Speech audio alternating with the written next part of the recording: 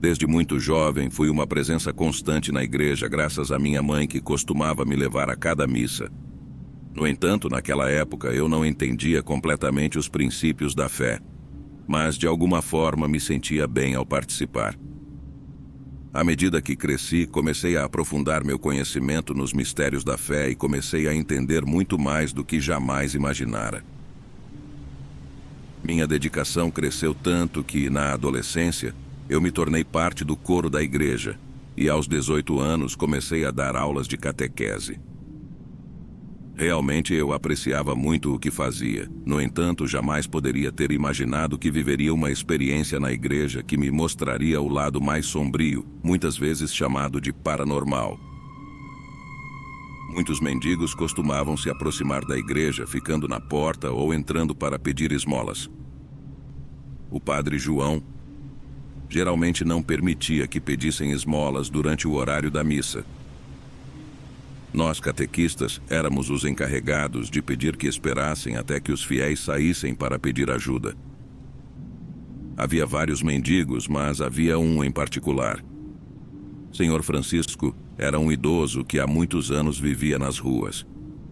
Diariamente, ele participava do refeitório que o padre João mantinha na igreja para alimentar os mais necessitados. No entanto, ele não era um homem muito agradecido, pois sempre causava tumultos no refeitório, brigando com os outros mendigos até a hora de sair. O padre João sempre o tratou com misericórdia, mas nós, catequistas, não tínhamos a mesma paciência. Senhor Francisco não tinha simpatia por mim, especialmente. Parecia que nutria um certo ódio por mim. Ele nunca me cumprimentava, mesmo quando eu tentava dar um abraço ou um simples aperto de mão. Na verdade, ele me ignorava, às vezes até me insultando quando me via. Quando fui nomeado sacristão da paróquia, as coisas pioraram. Eu praticamente vivia na igreja, o que parecia incomodá-lo ainda mais. Francisco fazia de tudo para complicar meu trabalho. Ele entrava no pequeno quarto ao lado da entrada da igreja, que levava ao campanário. Ele começava a tocar o sino sempre que eu me sentava para descansar. E isso me irritava profundamente, pois não podia fazer nada lá fora com os sinos tocando. Tudo mudou uma manhã quando escutei um barulho vindo da igreja. Corri para lá e vi um vaso quebrado em 1000 pedaços no chão. Senhor Francisco havia desaparecido de novo. Quando fui para a sacristia, encontrei a porta trancada por dentro. Não podia entender por que ele estava fazendo isso. Fiquei furioso. Após alguns minutos, o sino começou a tocar por si só, embora ninguém estivesse puxando as cordas. Não conseguia entender o que estava acontecendo. O medo e a raiva cresciam em mim. Finalmente, consegui abrir a porta da sacristia. Corri para o campanário, mas as cordas dos sinos estavam imóveis. Não havia ninguém lá. Fiquei confuso, tentando entender o que estava acontecendo. Enquanto descia as escadas, senti um empurrão forte pelas costas e caí rolando pelos degraus que faltavam. Quando me virei no chão, encontrei seu Senhor Francisco parado lá em cima, olhando para mim com olhos cheios de um ódio macabro, que eu jamais tinha visto em uma pessoa. Desesperado, corri de volta para a sacristia e me tranquei lá. Tentei explicar tudo ao padre João quando ele chegou para perguntar sobre o sino tocando tão cedo. Para minha surpresa, ele me disse: "Meu querido Júlio, isso não pode ser possível. Senhor Francisco faleceu na noite passada. A missa desta tarde é em sua memória. Dentro de algumas horas trarão seu corpo em um caixão." Aquela tarde trouxeram o corpo do Senhor Francisco para a igreja. Embora fosse difícil, senti que precisava me aproximar de seu caixão. Pedi perdão por tudo o que havia acontecido e desejei que ele encontrasse paz. Atualmente tenho 25 anos e ainda ofereço missas por sua alma porque, embora relutante, estou ciente de que algo especial nos uniu. A prova disso é tudo o que ele fez para chamar minha atenção e, indiscutivelmente, ele também queria se despedir de mim, mesmo que tenha feito isso da maneira mais assustadora.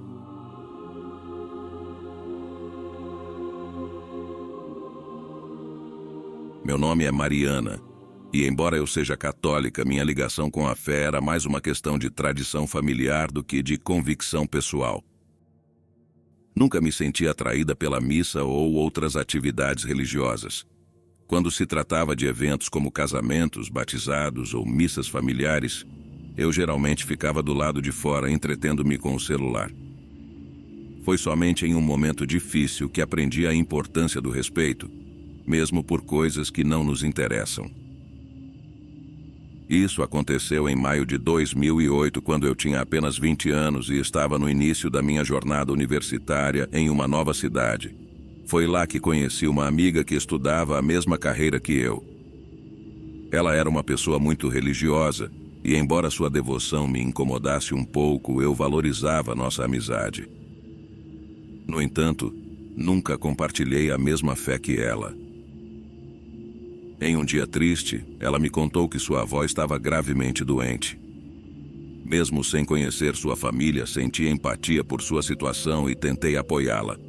Mesmo que não compartilhasse sua crença, a amizade era mais importante. Durante os dias em que sua avó estava hospitalizada, eu a acompanhei e tentei alegrá-la, embora sua preferência fosse ficar ao lado da avó no hospital, assim como o resto de sua família. Em uma de nossas conversas, levantei o assunto da vida após a morte. Não era um tópico que me interessasse, mas eu queria mostrar compreensão de sua perspectiva religiosa. No entanto, suas explicações religiosas eram complexas demais para mim, e eu não prestei muita atenção. Quando a avó dela faleceu, eu estava totalmente disponível para apoiá-la durante o velório. Eu a acompanhei, mas evitei me aproximar do caixão, pois a visão de um cadáver era algo que eu não conseguia suportar. Enquanto ela se despedia da avó, eu saía para o jardim e me distraía com o celular. No dia seguinte, a única coisa que faltava era a missa e o enterro, e eu estava aliviada porque achava que tudo estava chegando ao fim. Na caminhada até a igreja, ela me perguntou se eu já tinha me despedido de sua avó. Para não admitir que eu não conseguia encarar o caixão, menti e disse que sim, tentando mudar de assunto e consolá-la. Na igreja, eu me senti mal e disse a ela que precisava sair para tomar um pouco de ar. Isso não era verdade, mas eu simplesmente não conseguia ficar na igreja, especialmente com um caixão. Fiquei do lado de fora e tentei me distrair até que a missa terminasse. Enquanto estava lá fora, uma mulher passou por mim e me empurrou sem pedir desculpas. Não prestei muita atenção, mas percebi que ela estava indo em direção à igreja. Decidi entrar um pouco mais e fiquei perto da primeira fileira de bancos enquanto procurava minha amiga no meio da multidão. De repente, senti algo estranho, uma sensação incômoda. Olhei para o lado e vi a mesma mulher que me empurrara me observando a partir de um banco lateral. Ignorá-la não a fez parar, e ela continuou me encarando. Fiquei desconfortável com a situação. Depois de alguns minutos, percebi que ela ainda me observava.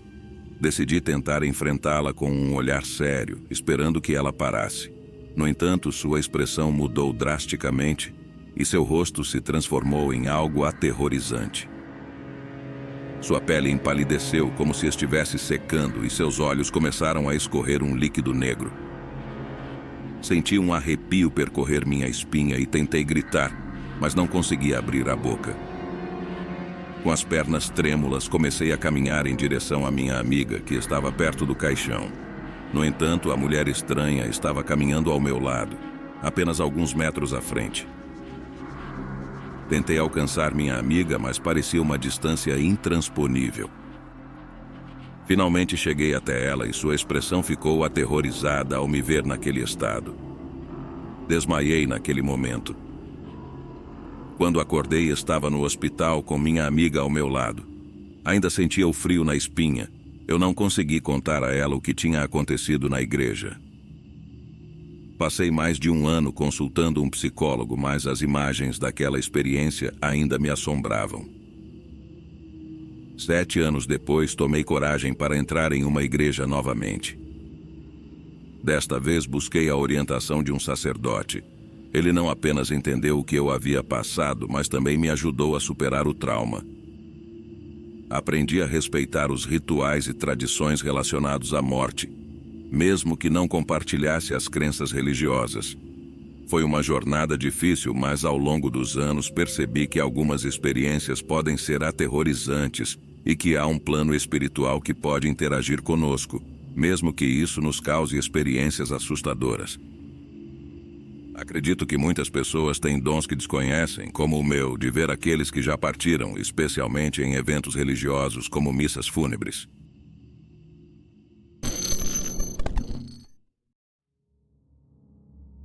Era um dia de terça-feira em 2003. Eu tinha 12 anos e atuava como coroinha na paróquia da minha cidade. O padre da paróquia, Padre Néstor, era um jovem sacerdote que havia chegado recentemente. Eram 15 horas e a missa estava marcada para as 17. Eu fui à igreja mais cedo para ajudar na preparação. Estranhamente, não encontrei ninguém no local, então sentei-me e fiquei aguardando. De repente, uma voz começou a cantar. Era uma voz incrível, majestosa, quase angelical, mas não conseguia identificar a fonte do canto. Parecia vir da parte da frente da igreja. Curioso, fui em direção ao som, e ao me aproximar do altar, vi um homem sentado com um violão nas mãos. Ele não percebeu minha presença e continuou cantando. Quando ele finalmente se levantou e se dirigiu à sacristia, decidi segui-lo, queria conhecê-lo.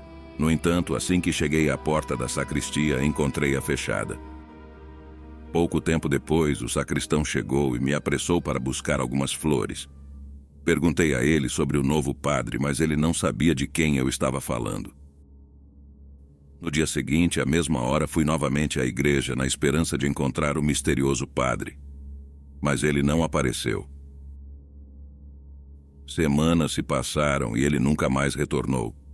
Após alguns meses, perguntei a Padre Néstor sobre o sacerdote que havia visto na igreja. E ele me disse que não sabia de nenhum outro padre naquela ocasião. Então tudo mudou em um dia de sexta-feira às 15 horas. Entrei na igreja e, mais uma vez, aquela voz começou a cantar. A mesma voz, a mesma canção, o mesmo encanto. Decidi atravessar o altar para finalmente conhecer o sacerdote misterioso, mas o que vi deixou meu coração gelado. O homem sentado ali, tocando seu violão, tinha um rosto radiante e usava vestes sacerdotais brilhantes. No entanto, quando olhei para o pescoço dele, vi uma ferida profunda que ainda escorria sangue. Apavorado, corri para fora da igreja, deixando o mistério sem solução.